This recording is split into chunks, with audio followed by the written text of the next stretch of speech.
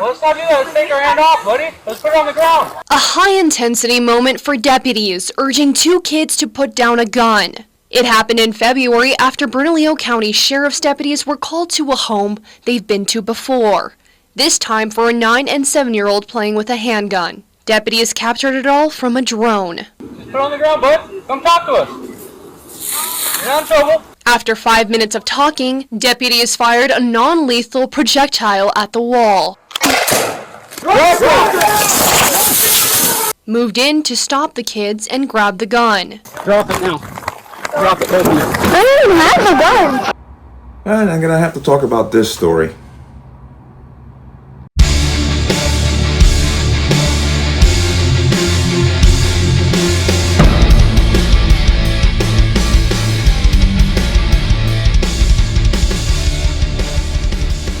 Welcome to another installment of the Connecticut Gun Bench. Today's video is brought to you by P.A.N. Firearms, LLC. P.A.N. Firearms, your NRA certification of multifaceted gun training. You can reach us at 203-300-6343 or use our website at www.panfirearmsllc.com. As always, there'll be a link in the description box below. And if you like the channel, like content, what I do, you can support me with a link. Everything is appreciated.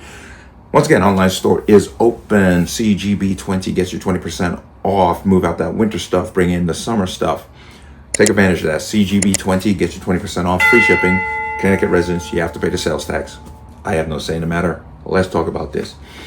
And it's a story of a 7- and a 9-year-old who, for whatever reason, and not even clear how it happened because we have no information yet, somehow got themselves a loaded handgun and held the police at bay for well over 6 minutes. Now, I've looked at the video. They had a drone fly overhead and to observe what was happening. Obviously, the police were monitoring it to see what they could see. You can see these two kids have no clue what they're doing. No clue whatsoever. They just, hey, we found this and we're hiding. But let me go ahead and bring that video up first. So you can see them here. I'm going to truncate it a little bit, but you can see them here. Now you can see they're kind of struggling for it a little bit, which is very worrisome because they could end up shooting themselves, but it didn't happen. Now watch this part here. This is where I assume the police started to interact with them because they start to hide behind the other side of what that box is. Some say it's an air conditioner, fine, like an air handler unit. But notice that the one child tried to pass the gun to the next child, and the next child's like, yo, I don't want this. That's when the police move in and grab both boys, take the firearm, arrest them. Now, they're not being charged with anything. The police have said, we're not going to charge them with anything because, well, as far as they were concerned, this was a couple of kids who just had no clue. They didn't understand the brevity of what they were doing.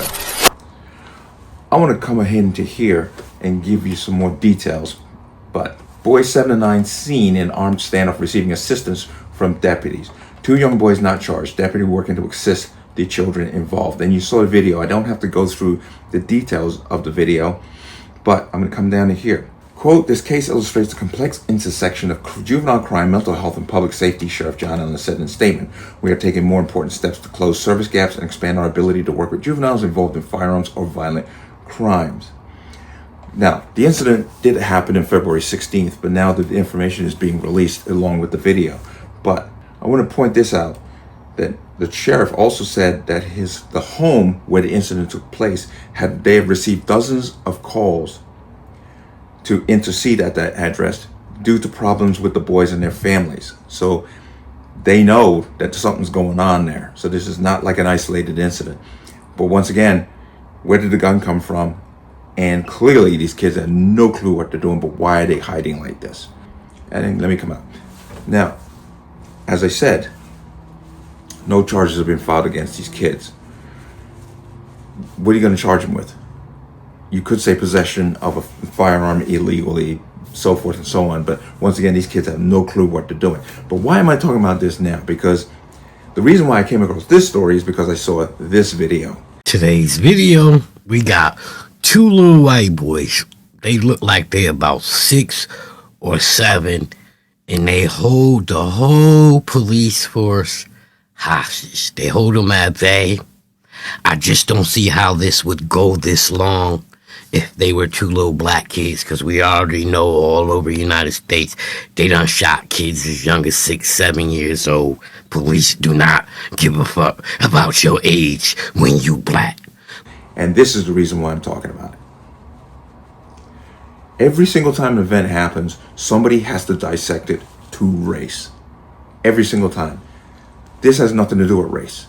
And if he wants to argue that if they were black, which he clearly was trying to argue, if they're black, they would have been gunned down right then and there, I can bring him to a story in Montgomery, Alabama, where an 8-year-old armed carjacked somebody and took their vehicle and led police on a high-speed chase. A car theft in Montgomery leads to a police chase, and tonight NPD says the person responsible is an 8-year-old boy. What's more, police say that child driver was also armed and is now accused of a carjacking that was caught on video. A witness captured this video of the child driving off in the stolen car. We spoke to that person about what he saw. Anchor Sally Pitts with his firsthand account and new information from police.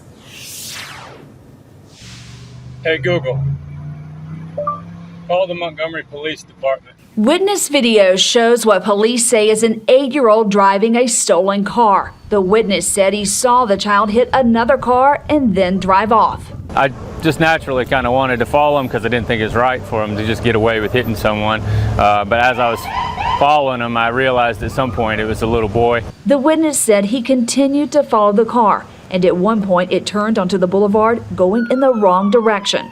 Yeah, he picked up some adults on Norman Bridge Road as 2 guys, and they just wanted a ride to, I think, American Deli. And so I followed them there. I kind of kept my distance. The witness called police, who tried to pull over the child. Officers say he refused to stop. During the chase, police say the 8-year-old driver crashed in the area of West Fairview Avenue and South Court Street. No one was hurt, but this witness fears it could have ended differently. Yeah, I think parents don't get involved in their kids' lives enough anymore. It's not 100% their fault, but I think parents really just need to know where the kids are, what the kids are doing. Police say they did recover a gun. Of course, the 8-year-old. That is Sally Pitts reporting. Police say charges are pending against the 8-year-old. He wasn't shot. He was simply handcuffed, pulled aside. Okay? So don't make this a race thing, because it's not. Parents are not raising their children. They're not raising their children. And that's clear. And every generation gets worse and worse. But for this person to make it a race issue, because I can show video after video of young black scholars doing criminal activity that leads to somebody's death, and they're still alive. I mean, they're facing charges, but they're still alive. So it's not about race. Because, check.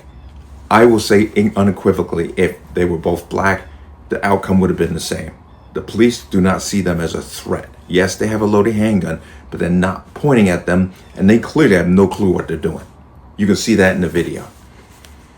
But it's very unfortunate that one, they got access to this gun, that two, clearly their home life is horrific. For them to be standing out there like that with a gun, something's not right. And we need to catch these kids early, because you let this kind of behavior continue, this is going to be your next unfortunate statistic in the criminal justice system. But let me know what you think. As always, you can leave your comments in the comment section below. And as always, any statements of violence or statements that lead to violence will be removed. Please like, share, comment, subscribe. Don't forget to hit that notification bell so you're notified the next time a video goes live. I'll see you on the next one. Peace.